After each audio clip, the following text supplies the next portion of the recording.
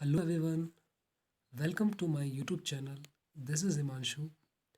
So, students, today I will teach you the very important chapter of class ninth, which is called motion. This is the lecture number 1. So, in this video, we are going to start our physics journey. Journey इसलिए कह रहा हूँ क्योंकि बच्चों आपका physics पढ़ने का सिलसिला यहीं से स्टार्ट होता है। कक्षा नाइन्थ ही वो क्लास है जहाँ से आपको पता चलता है कि जो हम अब तक साइंस पढ़ते हुए आ रहे थे उसकी भी अलग अलग ब्रांचेस हैं। ऐसा नहीं कि जो आपने फिज़िक्स पहली बार पढ़ रहे हैं, इससे पहले भी आपने फिज़िक्स के चैप्टर्स पढ़े हैं। इलेक्ट्रिसिटी, हीट, मैग्नेटिज्म के बारे में भी थोड़ा बहुत आपने पढ़ा है। क्लास एट्थ में बैलेंस के बारे में पढ़ा है, फोर्स के बारे में पढ़ा है। तो अब हम मोशन पढ़ना स्टार्ट करते हैं। तो मोशन चैप्टर को स्टार्ट करने से पहले, जैसे मैंने आपको बताया, ये चैप्टर है फिज़िक्स का। एनसीईआरटी बुक में ये चैप्टर नंबर 8 है, लेकिन अगर हम फिज़िक्स की बात करें तो ये आपका पहला चैप्टर है फिज़िक्स के अकॉर्डिंग। सो हम इसे स्टार्ट करते हैं। तो स्टार्ट करने से पहले अगर ये फिज़िक्स का चैप्टर है तो आपको पता होना चाहिए कि फ़िज़िक्स क्या है। तो बच्चों, physics is the study of nature. Physics क्या है? नेचर को स्टडी करना फिज़िक्स है। नेचर में होने वाले जो ये नेचुरल फिनोमिनाज हैं इनको स्टडी करना ही फिज़िक्स है, like electricity, magnetism, etcetera etcetera. So चलिए स्टार्ट करते हैं अपना ये नया चैप्टर मोशन। तो सबसे पहले आपको बता दिया जाए कि इस चैप्टर में हम क्या क्या पढ़ेंगे। So in this chapter first we will discuss its introduction part, then distance and displacement, then uniform and non-uniform motion. After this, speed, velocity, accelerated and deaccelerated motion, equations of motion and their graphical representation. Last topic was uniform circular motion. तो ये सब chapter हम ये सब topics इस chapter के अंतर्गत आते हैं, जिन्हें हम एक के बाद एक पढ़ेंगे। तो सबसे पहले स्टार्ट करते हैं इसका introduction part. So introduction, motion को जानने से पहले सबसे पहले आपको जानना होगा रेस्ट। कोई बॉडी रेस्ट में कब होती है? What is rest? So guys, a body is said to be in a state of rest when its position does not change with respect to a reference point. तो rest में किसी body को हम तब कहते हैं जब वो अपने रेफरेंस पॉइंट के अकॉर्डिंग अपनी पोजीशन को चेंज नहीं करती है। आई बात समझ में? अपने रेफरेंस पॉइंट के अकॉर्डिंग अपनी पोजीशन को चेंज ना करे। रेफरेंस पॉइंट क्या होता है? रेफरेंस पॉइंट का मतलब होता है जहाँ से हम मेजरमेंट करना स्टार्ट करते हैं, या जहाँ से हम किसी चीज़ की तुलना करते हैं।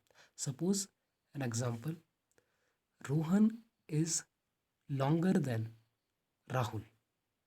Rohan is longer than Rahul. तो किससे हम इसकी तुलना कर रहे हैं? रोहन की राहुल से। राहुल से है वो लंबा। आई बात समझो? तो राहुल उसके लिए क्या होगा? एक रेफरेंस पॉइंट होगा। ऐसे ही अगर मैं बात करूं, स्कूल से राहुल का घर 5 किलोमीटर में है, 5 किलोमीटर डिस्टेंस में है। स्कूल से, ये स्कूल है सपोज, उससे 5 किलोमीटर दूर राहुल का घर है, और स्कूल से 10 किलोमीटर दूर मोहन का घर है। यही बात समझ में? तो हम डिस्टेंस कहाँ से मेज़र कर रहे हैं? इस स्कूल से। ठीक है, तो ये स्कूल राहुल के घर के लिए और मोहन के घर के लिए क्या होगा? रेफरेंस पॉइंट होगा। यही बात समझ में? जिससे हम कैलकुलेशन स्टार्ट कर रहे हैं हमने। यही बात समझ में? ठीक है, तो आई होप आपको ये समझ में आया। अब हम बात करते हैं मोशन की। मोशन क्या होता है? A body is said to be in a state of motion when its position change continuously with reference to a point. Motion में कोई बॉडी तब होती है जब वो अपनी पोजीशन को कंटिन्यूसली चेंज करते रहे रेफरेंस पॉइंट के अकॉर्डिंग। आई बात समझ में? शायद ही आपको समझ में आया हो। मोशन क्या है? जब कोई बॉडी कंटिन्यूसली अपनी पोजीशन को चेंज करते रहे। सपोज कभी कोई बॉडी, ये सपोज एक कार है, ये क्या करती है? चलना स्टार्ट करती है। ये पहले इस पॉइंट पर पहुंची, फिर ये इस पॉइंट पे पहुंची, फिर ये इस पॉइंट पे पहुंची। इस पॉइंट का नाम सपोज ए, बी, इसका नाम सी। तो अब ये क्या कर रही है, अपनी पोजीशन को कंटिन्यूसली चेंज कर रही है। तो हम कहेंगे ये कार क्या है, मूवेबल है, मोशन में है। यही बात समझ में? ठीक है। तो देखो बच्चों, यहाँ पे जो डायग्राम बना है इससे भी आप समझ सकते हैं, ये जो कार है ये चल रही है, और ये जो पोल है, ये पोल क्या है, फिक्स्ड है अपनी पोजीशन पर। तो हम कहेंगे जो ये पोल है वो रेस्ट में है, और ये जो कार है ये मोशन में है। सो शायद ये बात आपको समझ में आई होगी। तो चलिए, मोशन को पढ़ने के बाद अब हम मोशन के टाइप्स देख लेते हैं। सो motion can be different types depending upon the type of path by which the object is going through. Motion बहुत प्रकार के होते हैं, निर्भर करता है मोशन किस प्रकार का है कि बॉडी किस कैसे पाथ को फॉलो कर रही है। जिस टाइप के पाथ को बॉडी फॉलो करेगी उसका मोशन भी उसी टाइप का होगा। तो बेसिकली मोशन के 4 प्रकार होते हैं, यहाँ पे हमने 3 ही लिखे हैं। फर्स्ट है हमारा सर्कुलेटरी मोशन, जिसे सर्कुलर मोशन भी कहा जाता है। सेकंड होता है लीनियर मोशन, थर्ड होता है ऑसिलेटरी मोशन, और फोर्थ आप नोट कर लेंगे, फोर्थ होता है रोटेशनल मोशन। क्या लिखेंगे? Rotational motion. तो चलिए अब इनको डिस्कस करते हैं वन बाय वन। तो सबसे पहले सर्कुलेटरी मोशन। सर्कुलेटरी मोशन किसे कहेंगे? अगर कोई ऑब्जेक्ट मोशन के दौरान सर्कुलर पाथ को फॉलो करता है, क्या करता है, सर्कुलर पाथ को, तो इसका मोशन क्या कहलाएगा? सर्कुलेटरी मोशन या फिर सर्कुलर मोशन। अब बात कर ली जाए लीनियर मोशन की। लीनियर मोशन जब कोई बॉडी एक स्ट्रेट लाइन ऑफ पाथ को फॉलो करती है during a motion, then we say it is move linearly. जब कोई बॉडी एक स्ट्रेट लाइन को फॉलो कर रही है, कंटिन्यूस अपनी पोजीशन को चेंज कर रही है स्ट्रेट लाइन में, तो हम कहेंगे कि ये लीनियर मोशन कर रही है। वाइब्रेटरी मोशन और ऑसिलेटरी मोशन में आपको मैं एग्जांपल बताता हूँ। Suppose we have a simple pendulum. Simple pendulum क्या होता है? सपोज ये हमारे पास एक बेस है, इससे हमने एक थ्रेड को लटकाया है, इसमें एक बॉब टांगा है, और अगर मैं इसको थोड़ा सा डिस्प्लेस करूँ, यहाँ डिस्प्लेस करने के बाद जब मैं इसे छोड़ता हूँ तो ये अपने इस मोशन को रिपीट करता है एक फिक्स्ड पीरियड में। तो हम कहेंगे ये जो सिंपल पेंडुलम है ये क्या कर रहा है? ऑसिलेटरी मोशन कर रहा है। ठीक है। सो ऑसिलेटरी मोशन क्या है? जब कोई बॉडी अपने मोशन को क्या करे, एक निश्चित पीरियड में क्या करे, रिपीट करे, तो हम कहते हैं कि ये ऑसिलेटरी मोशन कर रही है या फिर वाइब्रेटरी मोशन कर रही है। When a body repeat its motion in particular period of time, then we say it is in vibratory motion. Okay. इसके एग्जांपल हो सकते हैं पेंडुलम, स्विंग। स्विंग जैसे झूला खेलते हो ना तुम, झूला खेलते टाइम तुम क्या करते हो, ये तुम्हारा सपोज ये झूला है, यहाँ पे तुम बैठे हो, तो ये अपने मोशन को बार बार रिपीट करता रहता है एक पर्टिकुलर टाइम में। यही बात समझ में? ठीक है। और इसका एग्जांपल होता है टर्निंग फॉक। टर्निंग फॉक का एक्सपेरिमेंट आपकी सब्जेक्ट साइन आपके नेक्स्ट साउंड चैप्टर में आएगा, तब हम उसको डिस्कस करेंगे। और इसका एक और एग्जांपल स्प्रिंग। आपने स्प्रिंग तो देखी होगी। जब हम स्प्रिंग के एक सिरे को कंप्रेस करते हैं, तो कंप्रेस करने के बाद जैसे ही आप अपना हाथ छोड़ते हैं, तो ये जो स्प्रिंग की तारें होती हैं वो क्या करने लग जाती है, वाइब्रेट करने लग जाती है, इधर उधर इधर उधर इधर उधर जिगजैग हिलने लग जाती है। तो ये भी एक क्या है, वाइब्रेटिंग मोशन का एग्जाम्पल है। Last one is rotational motion. तो रोटेशनल मोशन का परफेक्ट एग्जाम्पल है जो हमारी अर्थ है वो सन के अराउंड क्या करती है, रिवॉल्व, लेकिन वो अपनी एक्सिस के थ्रू भी क्या करती रहती है, रोटेट करती रहती है अपनी एक्सिस के थ्रू। तो उसका वो मोशन क्या कहलाएगा, रोटेशनल मोशन। आई होप आपको ये टाइप्स भी समझ में आए होंगे मोशन के। चलो अब हम स्टार्ट करते हैं in next slide. So next slide में हमें आपको पढ़ाना है physical quantity. What is physical quantity? Physical quantity is a property of material. Physical quantity क्या है? प्रॉपर्टी है मटेरियल की और a system that can be quantified by measurement, जिसे क्वांटिफाइड किया जाता है मेजरमेंट से, जिसे नाप सकते हैं, जिसे हम मेजर कर सकते हैं। वो क्वांटिटी क्या कहलाएंगी? Physical quantity कहलाएंगी।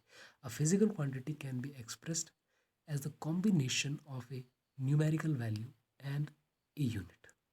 और जो फिजिकल क्वांटिटी को रिप्रेजेंट किया जाता है वो कैसे किया जाता है? कॉम्बिनेशन ऑफ न्यूमेरिकल वैल्यू और यूनिट से। जैसे आपका सपोज वेट 50 kg है, तो 50 kg में क्या दिख रहा है आपको? 50 is a unit and kg, 50 is a numerical value and kg is a unit. kg किसकी यूनिट है? मास की यूनिट है। तो ये जो हमको कॉम्बिनेशन मिला 50 kg, ये क्या होगा? हमारा फिजिकल क्वांटिटी। ये बस समझ में, जिन्हें हम मेज़र कर सकते हैं। ठीक है, तो फिजिकल क्वांटिटीज जो होती हैं वो मटेरियल का प्रॉपर्टी है। अब ये जो फिजिकल क्वांटिटी ये दो प्रकार की होती है। सबसे पहले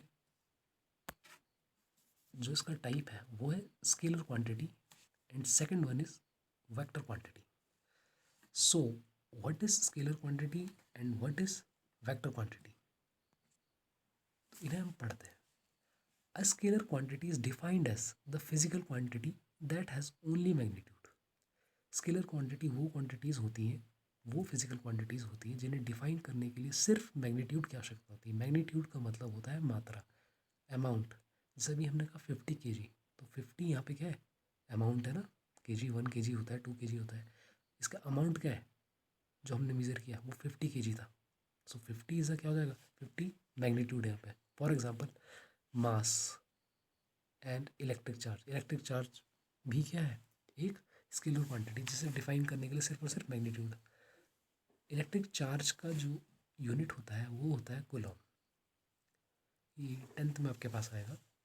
on the other hand, a vector quantity is defined as the physical quantity that has both magnitude as well as direction.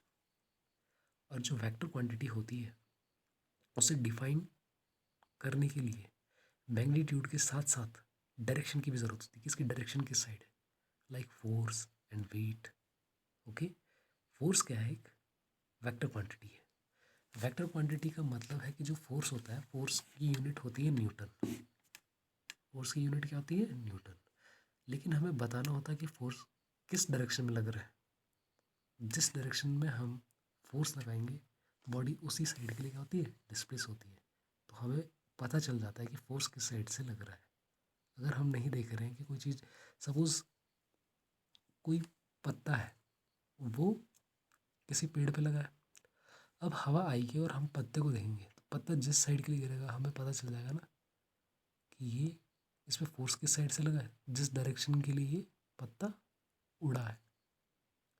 So force is a vector quantity. Vector quantities क्या होती हैं? वेक्टर क्वांटिटीज़ वो quantities होती हैं जिन्हें define करने के लिए मैग्नीट्यूड के साथ साथ डायरेक्शन की भी ज़रूरत होती है। सो आई होप आपको ये दोनों चीज़ें क्लियर हुई होंगी। अब हम पढ़ते हैं डिस्टेंस और डिस्प्लेसमेंट के बारे में। So what is distance? So distance the actual path और लेंथ ट्रेवल्ड बाय ऑब्जेक्ट। कोई ऑब्जेक्ट है, वो जितना लेंथ ट्रेवल करता है या पाथ कवर करता है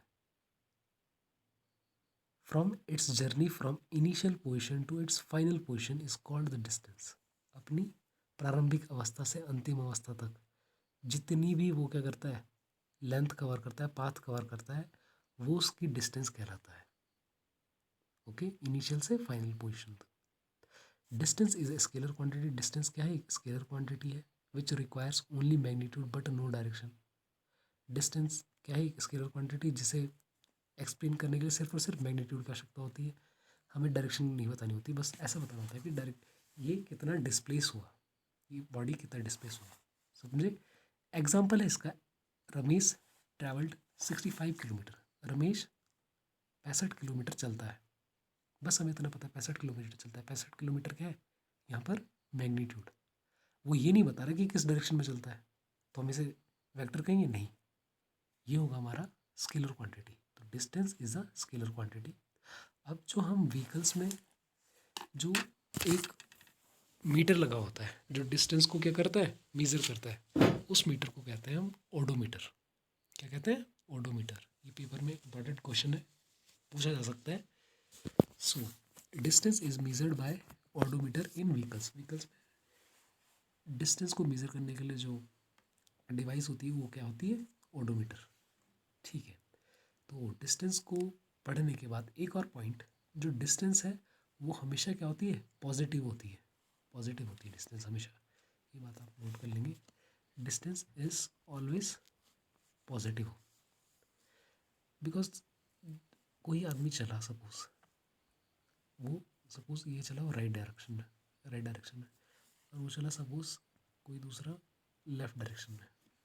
तो सपोज हमने यहाँ से जो मेज़र किया वो सपोज 5 किलोमीटर आया, तो 5 किलोमीटर कहाँ गया? ये राइट गया। 5 किलोमीटर सपोज ये लेफ्ट गया। तो कोई से -5 लिख ले तो इसका मतलब ये माइनस कभी नहीं हो सकता। माइनस का मतलब सिर्फ और सिर्फ क्या होगा? ये लेफ्ट साइड गया, और पॉजिटिव का मतलब होगा ये राइट गया। आई बस में, ठीक है। तो अब हम स्टार्ट करते हैं नेक्स्ट, डिस्प्लेसमेंट। तो डिस्प्लेसमेंट क्या होता है? तो displacement the shortest distance between initial and final position of the body. Body कहीं भी मूव कर रही हो, हमें सिर्फ और सिर्फ मतलब होगा उसके इनिशियल और फाइनल पोजीशन से, और इन दोनों के बीच की शॉर्टेस्ट डिस्टेंस सपोज कोई हमारे पास ये ए पॉइंट है, ए पॉइंट से कोई लड़का यहाँ आ गया बी पॉइंट पर, ए से बी। तो हमें बतानी इन दोनों की शॉर्टेस्ट डिस्टेंस। तो शॉर्टेस्ट डिस्टेंस क्या होगी इन दोनों के बीच में? ये होगी इन दोनों के बीच की शॉर्टेस्ट डिस्टेंस। ये क्या कहलाएगा? इसका डिस्प्लेसमेंट। वो इनिशियली कहाँ था और वो फाइनल कहाँ पर पहुँच गया, इन दोनों के बीच की डिस्टेंस, इन दोनों के बीच की डिस्टेंस वो क्या कहलाएगी? हमारी डिस्प्लेसमेंट कहलाएगा। Okay, example, Ramesh travelled 65 kilometre south west from clock tower. Ramesh 65 kilometre travel किया साउथ वेस्ट क्लॉक टावर से। ठीक है, तो यहाँ पे हमने क्या बताया? इसके साथ साथ मैग्नीट्यूड तो बताया पर डायरेक्शन भी बताई है। इसलिए क्या बोला जाता है? Displacement is a vector quantity. ये क्या है? वेक्टर क्वांटिटी है, जिसे डिस्क्राइब करने के लिए बोथ मैग्नीट्यूड और डायरेक्शन की आवश्यकता होती है फॉर एक्सप्लेनेशन। ठीक है, तो अब हम बता सकते हैं कि Ramesh travels 65 kilometre south west from clock tower. तो सपोज ये हमारे पास क्लॉक टावर था, ये क्लॉक टावर है, यहाँ से 65 किलोमीटर साउथ वेस्ट डायरेक्शन क्या हो जाएगी? साउथ, ये ऊपर हमारा नॉर्थ, ये हमारा ईस्ट, और ये हमारा वेस्ट। उसने कहा है साउथ वेस्ट इस साइड। तो इस साइड के लिए जो रमेश है वो कितना गया? 65 किलोमीटर। तो आई होप आपको ये समझ में आ रहा होगा बात। तो अब देखो, displacement can be zero. Displacement क्या हो सकता है? जीरो भी हो सकता है। When initial point and final point of motion are same. Initial point भी सेम हो और फाइनल पॉइंट भी अगर सेम हो मोशन के दौरान, तो डिस्प्लेसमेंट क्या हो जाएगा? जीरो हो जाएगा। सपोज ये कोई हमारा एक ऑब्जेक्ट ही चलना स्टार्ट करता है, यहाँ से यहाँ गया, यहाँ से यहाँ गया, यहाँ से यहाँ गया, यहाँ से यहाँ गया, यहाँ से यहाँ गया, यहाँ से गया, और फिर वहीं पर आ गया जहाँ पे वो था। चला तो है ही, इसने डिस्टेंस भी ट्रैवल की है। कितनी डिस्प्लेसमेंट ट्रैवल की इसने? ये सर्कल है, सर्कल का पैरामीटर, इसने पूरा सर्कल का पैरामीटर, जिसे सर्कमफेरेंस भी कहते हैं, वो ट्रैवल किया। तो डिस्टेंस तो उसके सर्कमफेरेंस के बराबर हो गई, लेकिन डिस्प्लेसमेंट जहाँ पर था वहीं पर है। इनिशियल भी वहीं पर, फाइनल भी वहीं पर। तो इनिशियल, फाइनल से इनिशियल चले जाएगा तो ये क्या रह जाएगा? सिर्फ वहीं पर ज़ीरो। तो ये डिस्प्लेसमेंट कितना हुआ इसका? Zero, because shortest distance between initial and final position same, so zero. So displacement can be zero जब क्या होगा? इनिशियल और फाइनल वेलोसिटी क्या होगी? वेलोसिटी बोल रहा हूँ, इनिशियल और फाइनल पोजीशन सेम होगी। एग्जांपल है इसका सर्कुलर मोशन। सर्कुलर मोशन जैसे भी आपको बताया था ना, सर्कुलर मोशन में क्या होगा? इनिशियल और फाइनल पोजीशन सेम होगी तो डिस्प्लेसमेंट ज़ीरो होगा। चलिए, ये जैसे आपको इस डायग्राम की मदद से पता चल रहा होगा, इनिशियल पॉइंट फाइनल पॉइंट। ए से इसने अपना चलना स्टार्ट किया, कोई बॉडी है। ए से चलने के बाद ये बी पर आई, बी से चलने के बाद ये फिर ए पर आ गई। तो इसने टोटल जो डिस्टेंस ट्रेवल किया वो 2πr किया। 2πr को भी समझाया था मैंने। 2πr क्या होता है? Circumference of a circle. और टोटल डिस्प्लेसमेंट जो इसका होगा वो होगा 0, बिकॉज इनिशियल और फाइनल पोजीशन सेम है। इनिशियल पोजीशन भी ये है, फाइनल पोजीशन भी यही है। अब आपको डिस्प्लेसमेंट और डिस्प्लेसमेंट अच्छे से समझ आ गया होगा। चलिए मैं आपको एक और एग्जांपल से समझाने की कोशिश करता हूँ। सपोज ये एक ट्रैक है, ठीक है।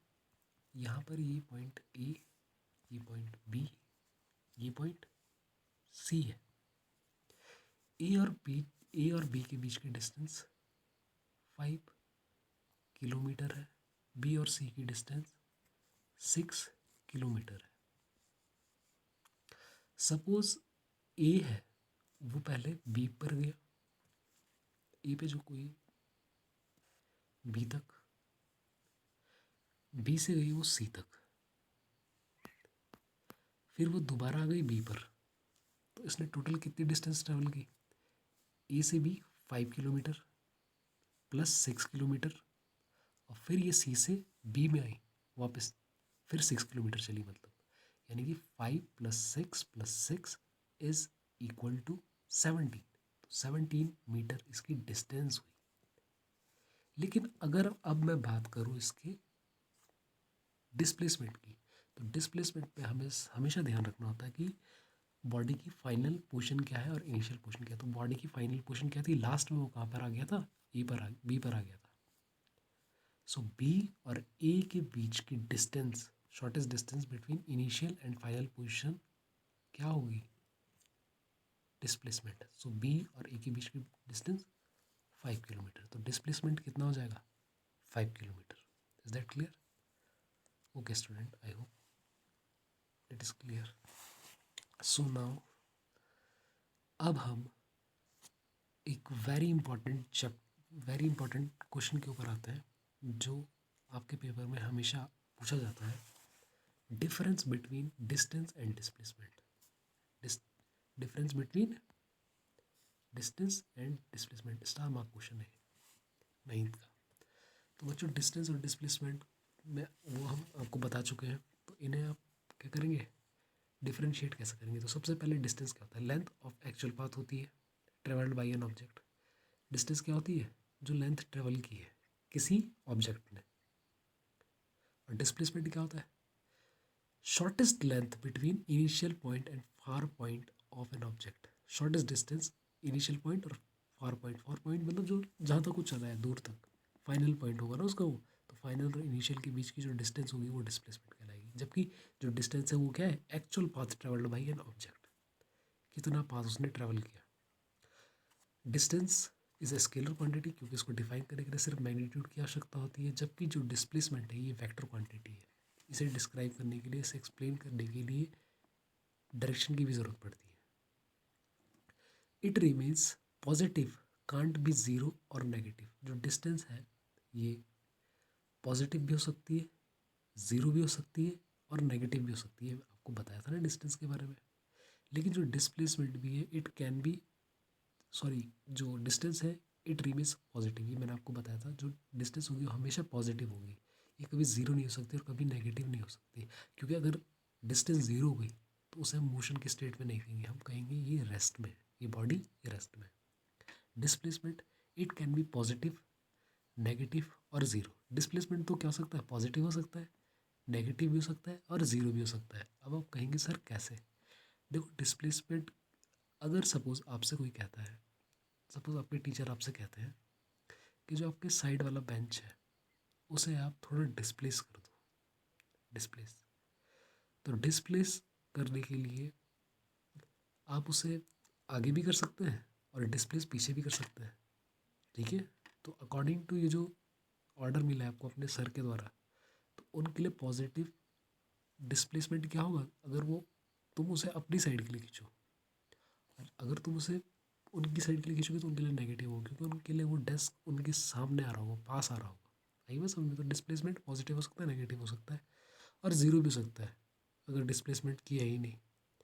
पहले ले गए सर के सामने, फिर दोबारा वहीं पे लिया जहाँ पे था वो, तो अब क्या फाइनल इनिशियल पोजीशन तो सेम हो गई ना, तो क्या हो जाएगा? Displacement zero.